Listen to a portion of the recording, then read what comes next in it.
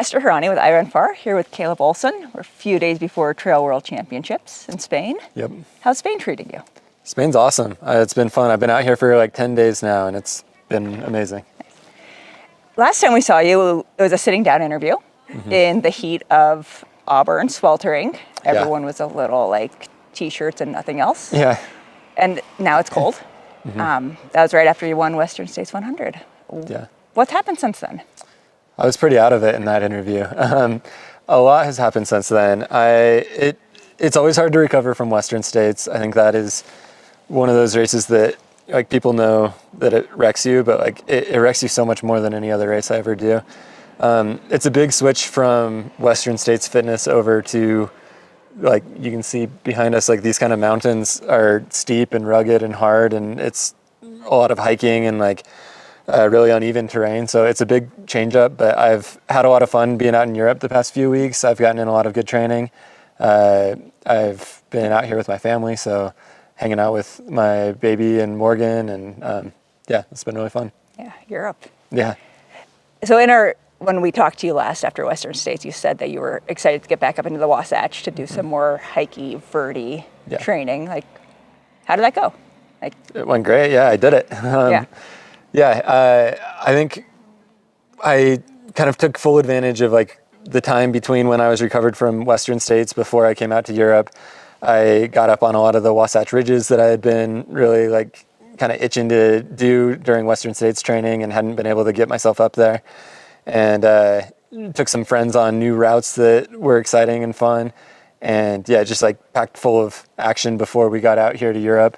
And then I feel like I've been out here so long now that I'm like forgetting what I even did in the Wasatch. Like that was a while ago. Yeah, it was like 6 weeks ago. Yeah. So you've been here for 6 weeks. You also got into some pretty cool stuff around here. Like, what sort of stuff did you get into? So I started in Chamonix, and I think kind of the highlight and probably coolest thing I got into out there was I did Mont Blanc twice, actually, like back-to-back days. I had some different friends that wanted to climb it, and so I took them up 2 different days, and that was perfect. We got amazing conditions. I think it's such a cool perspective for someone who has done CCC multiple times and who wants to do UTMB to like stand on top of Mont Blanc and be able to see the entire course sprawled out underneath you. It like gives you a really cool perspective on the course and makes like something about seeing it from a bird's eye view just makes it like logically you really want to go run that loop. So I think that got me excited for maybe doing that next year. Doing UTMB next year? Yeah. Is that the plan? That's the hope. That's the plan, yeah.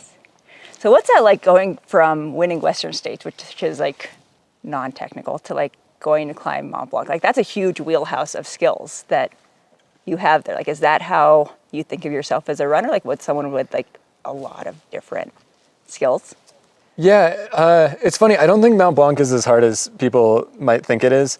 At least not the easy route that I take. You can make it very hard, but if you get it in the right conditions on the route that is kind of the standard summer route, and especially going like at kind of a fun conversational pace, it's pretty doable. It's definitely a very different thing from Western States, but I think, I like the scrambling. I like walking on glaciers. I know how to use the gear, and I really enjoy that kind of thing. And I want to be a well-rounded runner who doesn't just run in a straight line for Western States, but can also go up and down challenging terrain. And Mont Blanc's a good spot for that. This is a good spot for that. How do you sell that to your coach? Hey, I want to go summit Mont Blanc twice in a row. I don't have a coach. Oh, you don't have it? Oh, yeah, okay. Easy sell. Nice. I just thought about it and did it. Nice.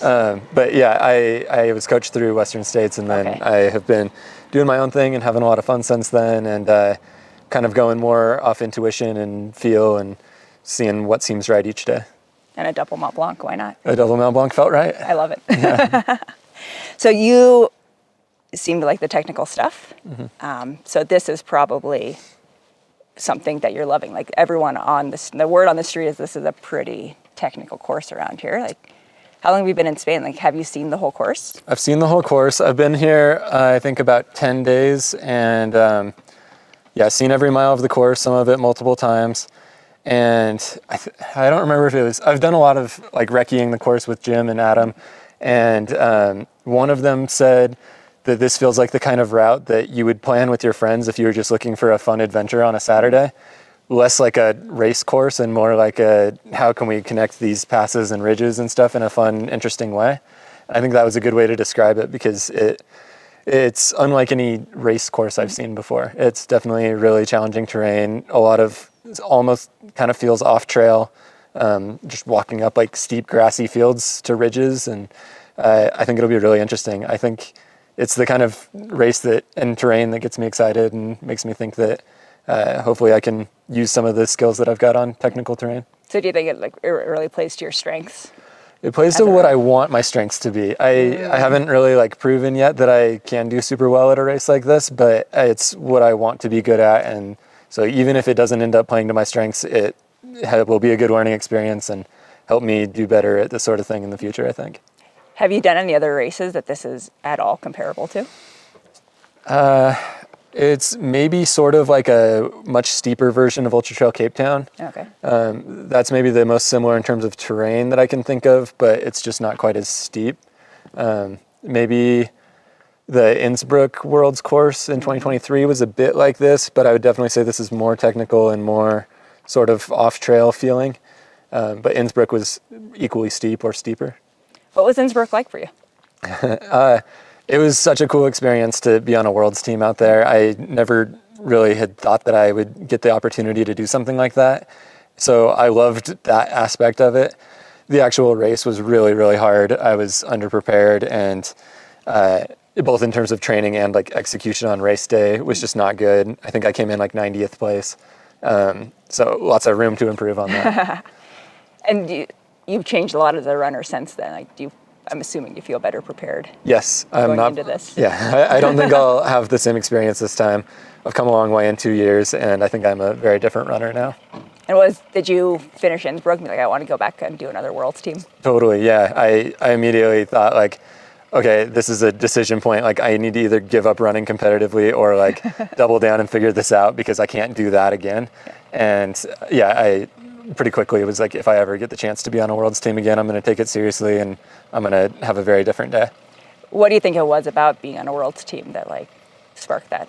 I think there's something about it kind of feels like the closest we can really get to the Olympics. There's something about wearing the same kit that all the USA track and field people are wearing, and this is the real kit. It's I don't know, something about that, and then the team aspect of knowing that you have teammates counting on you, you're representing your country, and I don't know. I think it's a really cool race that is maybe underappreciated and starting to be appreciated a little bit more, but especially looking at the competition in the field this year, I think it's more competitive than UTMB, CCC, probably Western States. I think this is the most stacked field we've seen in an ultra this year. Yeah. And I want it to be seen like that and get that kind of respect.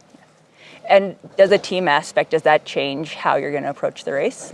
Do you feel like you're racing more as an individual or as a team, or how does that affect it? Yeah, it does affect it a little bit. It's made it more fun and more friendly feeling with, I mentioned that I've been scouting out sections of the course with Jim and Adam. Those are people I've competed against before, and I'll be competing against them on Saturday. I want to beat them, they want to beat me, but we're also all on a team, and it would be amazing if we all did well.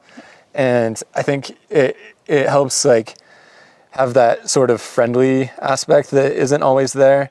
Not that those people aren't friendly, but I also think it makes you want to, the way that the scoring happens is the top three, it's the sum total time of the top three finishers for each country.